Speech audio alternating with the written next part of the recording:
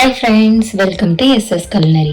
இன்னைக்கு நம்ம சேனல்ல பச்சை பயிறு வச்சு கொழுக்கட்டை எப்படி பண்ணலான்னு பார்க்க போறோம்.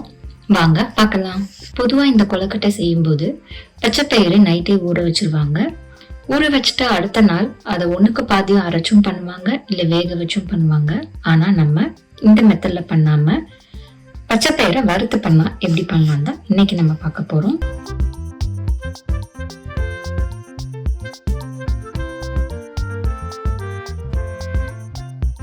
ஒரு கப்பு பச்சை பயிரை நல்லா கழுவிட்டு தண்ணியெல்லாம் வடிகட்டிட்டு நம்ம கடாயில போட்டு வறுத்துடலாம். இதை நம்ம வறுக்கும் போது மீடியம் ஃப்ளேம்ல வச்சு பண்ணுங்க. ரொம்ப நேரம் வறுக்கணும்னு அவசியம் கிடையாது. பயிரோட ஈரப்பதம் எல்லாமே போகணும். நல்லா ஈரப்பதம் போனதுக்கு அப்புறம் அதோட கலர் மாறுற வரைக்கும் நம்ம வறுக்கணும்னு கிடையாது.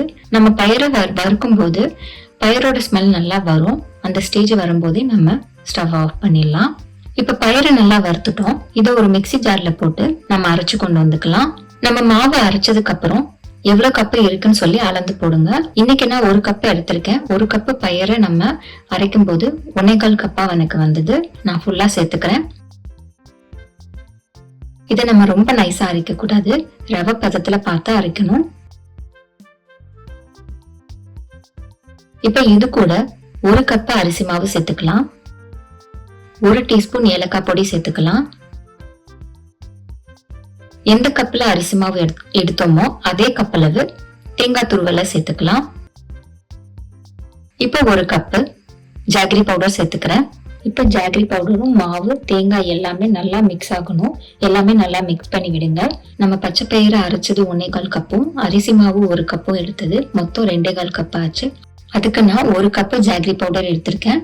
என்கிட்ட இருக்க ஜாகரி பவுடர் கொஞ்சம் ஸ்வீட் அதிகமா இருக்கறனால நான் கரெக்டா 1 கப் எடுத்திருக்கேன். சப்போஸ் உங்ககிட்ட இதே மாதிரி இருக்குன்னா 1 கப்பே எடுத்துக்கோங்க. இல்லைன்னா 1.25 இல்லைன்னா 1.5 கப் அளவு எடுத்துக்கோங்க. உங்களோட டேஸ்ட்டுக்கு ஏற்ற மாதிரி நீங்க அட்ஜஸ்ட் பண்ணி போட்டுக்கோங்க. மாவு எல்லாமே நல்லா மிக்ஸ் பண்ணதுக்கு அப்புறம் கொஞ்சம் சுடு தண்ணி ஊத்தி கொழுக்கட்டை பிடிக்கிறதுக்கு மாவு ரெடி பண்ணிடலாம். இப்போ இதுல கொஞ்சம் சுடு தண்ணி ஊத்தி நம்ம நல்லா மிக்ஸ் பண்ணிக்கலாம். Cool water ஊத்தக்கூடாது.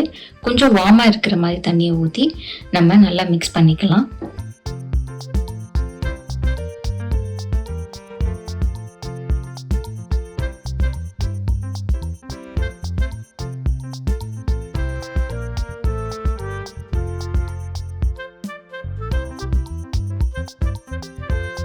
சப்போஸ் நீங்க கொஞ்சம் தண்ணி அதிகமா ஊத்திட்டீங்கன்னா பச்சரிசி மாவு அதுக்கேற்ற மாதிரி ஆட் பண்ணிக்கோங்க.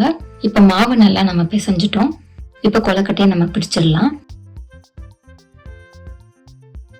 இட்லி பாத்திரத்துல தண்ணி ஊத்தி சூடு பண்ணிட்டு மேல இட்லி தட்டுல கொஞ்சம் நெய் தடவிக்கிறேன். இதுக்கு மேல நம்ம கொழுக்கட்டையை பிடிச்சு வச்சிடலாம். கொழுக்கட்டை பிடிக்கும் போது கையில கொஞ்சம் நெய் தடவிட்டு பிடிங்க.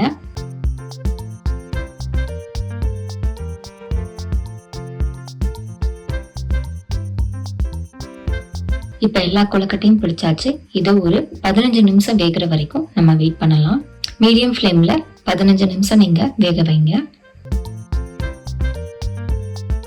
இப்ப 15 நிமிஷம் ஆயிடுச்சு. இப்போ ஓபன் பண்ணி பார்க்கலாம்.